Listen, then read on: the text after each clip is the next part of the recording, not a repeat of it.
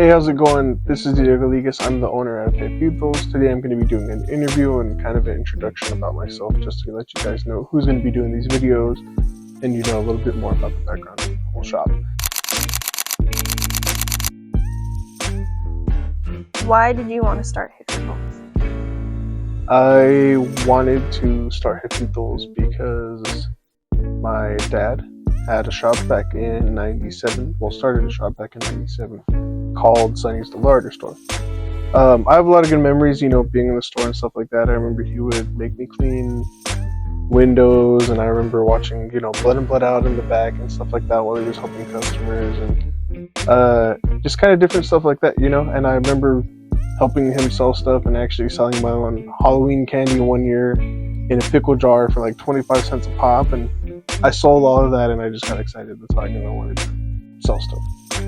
So he actually ended up closing down in 2007. I ended up reopening about 10 years later, 2017. He actually ended up opening for me because I was too young to legally own a business at the time. So, a couple years after that, I ended up selling. But, yeah. I actually did not want to name it Sonny's because I thought it was cringe to name it after my dad, which it still is. And then I wanted to name it Jefitos though because I didn't want to fully take away, the shop from him.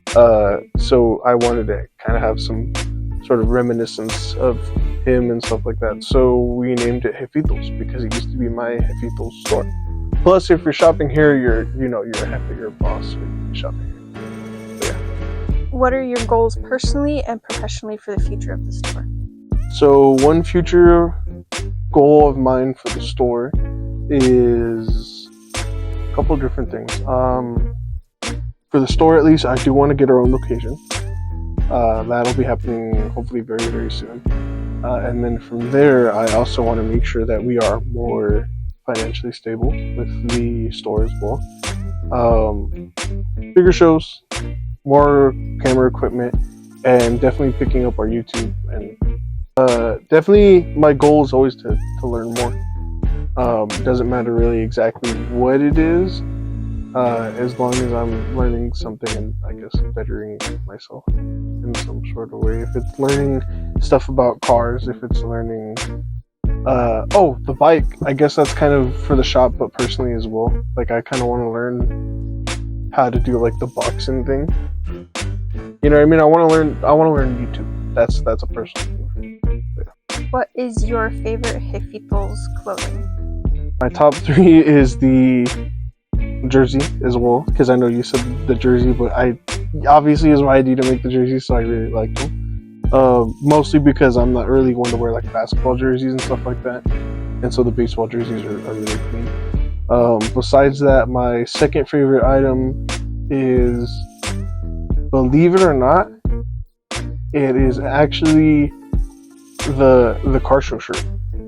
I actually really like that. Like, I'm not one to wear big logos or anything like that, and honestly, I still don't like wearing big logos. But the colors and everything, it looks so cool.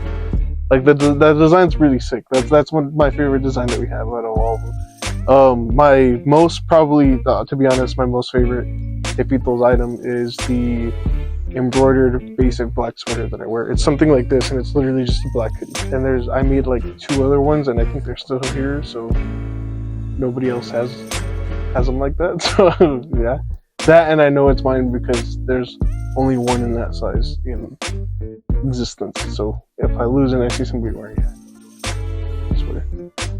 What is your favorite part about Jefitos? My favorite thing is when, so like how you said, when customers and stuff like that, and just people in general come in and they compliment the things that we're doing for the culture, the things we're doing for the community, and even if it's not anything for that, they just think that the stuff that we're doing is pretty cool.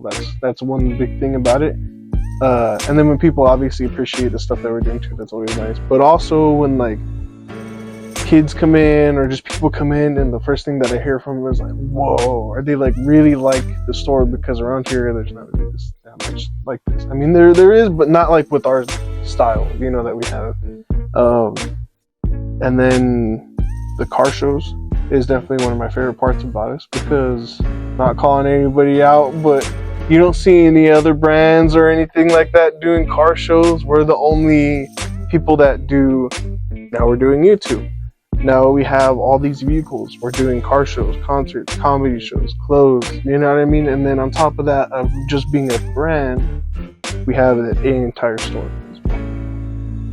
That's pretty cool. Definitely my favorite part, or at least one of my favorite parts, is the barbecues. I like doing the barbecues and stuff like that because it's always nice to wake up, kick it for a little bit, go clean your car if you got to clean your car. If you're me, usually you don't have to because you're just pulling around the barbecue grill anyways. Pull up, barbecue, music, talk about the cars, eat good food, sometimes if I don't burn it, hang out, and or nobody brings us hot dogs and stuff like that, but yeah, and then definitely seeing different people pull up every time, different cars, and sometimes it's the same people, and that's cool too. It's nice talking to them, but that's one of my favorite parts, is the barbecues and the cruises and stuff like that, because it ends up being more than just the shop. What is your favorite part about the culture? My favorite part about the culture is the cars. It is the creativity, because you gotta admit it, we are all really creative. If it comes up with if it is cars, if it's music, if it's clothes, if it's whatever, we're creative with it. And then the food and stuff like that, as well as the community. You know what I mean? The Chicano community is definitely, at least now, it is becoming more we're becoming more close and stuff like that. Obviously, there's always going to be some sort of separation, but it's nice to see that we're all going to stand up for each other. Yeah. Are you currently working on any lowrider projects?